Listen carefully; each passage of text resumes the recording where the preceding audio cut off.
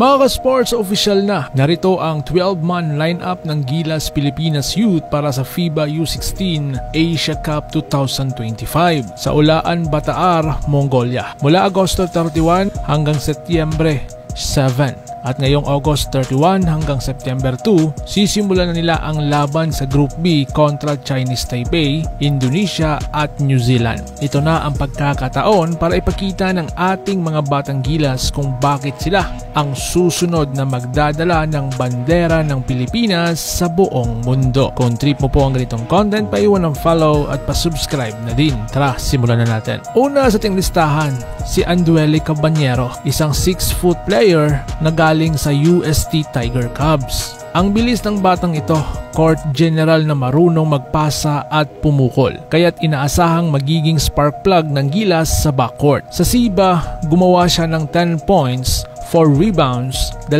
assists at 3 steals kontra Thailand. Pangalawa, Jolo Pascual, isang 6'2" na galing sa University of the East. Reliable scorer at may championship pedigree sa juniors. May tapang sa crunch time at kahit hindi laging lumalabas sa stat sheet, isa siyang glugay na kayang umako ng responsibilidad sa big moments. Pangatlo,